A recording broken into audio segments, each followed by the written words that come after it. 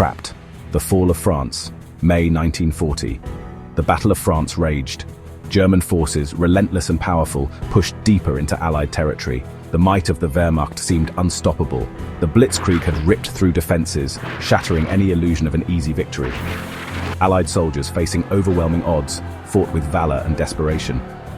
But the situation grew increasingly dire. Tommy, a young British soldier caught in the maelstrom, witnessed the horrors of war firsthand. Explosions shook the earth, the air thick with the stench of cordite and fear. The enemy's advance seemed inevitable. Orders came down the line: retreat, fall back to Dunkirk. The coastal town, a last bastion of hope, offered the only escape route for the encircled troops. Exhaustion gnawed at Tommy as he marched alongside his comrades. Their faces, grimy and drawn, reflected the grim reality they faced. Hope, a flickering ember, threatened to be extinguished by the relentless onslaught. Reaching Dunkirk offered a slim chance of survival, but between them and the sea lay a gauntlet of fire and steel. The evacuation, a monumental task, promised to be fraught with danger. The fate of an army and perhaps a nation hung precariously in the balance. Dunkirk, once a distant name on a map, now represented their only salvation. A soldier's trek, reaching the Brink. The road to Dunkirk was a scene of utter chaos. Retreating soldiers, their morale battered but not broken, stumbled towards the coast. The constant drone of enemy aircraft filled the air, a terrifying reminder of their vulnerability. Tommy, his throat parched and his stomach empty, clung to the hope of escape. Along the way, he encountered Gibson, a quiet but determined soldier. They shared a silent nod, a bond forged in the crucible of war. As they marched, the carnage of battle unfolded around them. Destroyed vehicles littered the roadside, testament to the ferocity of the fighting. The wounded, their faces etched with pain, sought solace wherever they could find it. Tommy and Gibson, their senses dulled by exhaustion, pressed on. The closer they got to Dunkirk, the more desperate the situation became.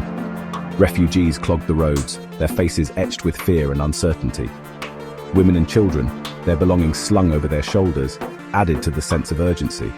The soldiers, though weary themselves, offered what little comfort they could. Dunkirk, visible on the horizon, seemed both a beacon of hope and a death trap. The beach, a vast expanse of sand stretching towards the sea, was a sight that would forever be etched in Tommy's memory. It was a scene of unimaginable chaos and despair. Thousands upon thousands of soldiers, their faces etched with exhaustion and fear, awaited their fate. Skies of terror. The Luftwaffe's shadow. The relentless drone of aircraft engines signaled the arrival of the Luftwaffe. German bombers, their sinister cross markings stark against the sky, circled overhead like birds of prey. The beach, now a sea of humanity, offered little cover from the bombs that rained down. Explosions ripped through the sand, sending plumes of smoke and debris skyward. Tommy, his heart pounding in his chest, dove for cover as the bombs fell around him. The air filled with the screams of the wounded and the dying. The sea, once a symbol of hope, now churned with the blood of fallen comrades. The evacuation seemed agonizingly slow. Ships, their decks packed with soldiers, pulled away from the beaches, only to be replaced by others eager to escape the inferno. Amidst the chaos, Tommy witnessed acts of incredible bravery. Medics, their white coats stained crimson, worked tirelessly to tend to the wounded. Chaplains, their voices calm amidst the storm, offered words of comfort to the dying. The human spirit, though tested, refused to be broken. One particular incident seared itself into Tommy's memory. A hospital ship, its white hull emblazoned with red crosses, lay anchored offshore. Hopes soared as wounded soldiers were ferried out to her, but the Luftwaffe, merciless in their attack, targeted the vessel. Bombs slammed into her decks, transforming the symbol of mercy into a scene of carnage.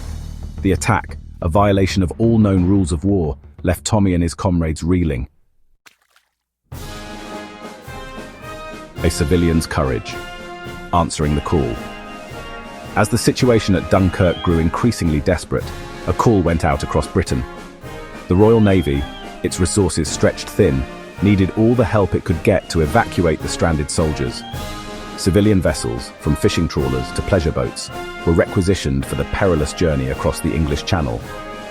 Among those who answered the call was Mr. Dawson, a seasoned sailor with a heart filled with both apprehension and determination. His small boat, the Vanguard, was his pride and joy. Now, with a heavy heart, he prepared her for the treacherous voyage to Dunkirk. His son, George, a strapping lad eager to do his part, insisted on joining his father. The decision to sail into harm's way was not an easy one. Mr. Dawson, a man of quiet courage, understood the risks involved. The English Channel, notorious for its rough seas, was now a battleground. The threat of Luftwaffe attacks loomed large, but the thought of leaving those brave boys stranded on the beaches of France was unbearable. As the Vanguard, her little engine chugging defiantly, set course for Dunkirk, Mr. Dawson offered a silent prayer for the safety of his son and all those brave souls trapped across the channel. He knew that they were sailing into the heart of a living hell, but he was determined to do his part to bring those boys home.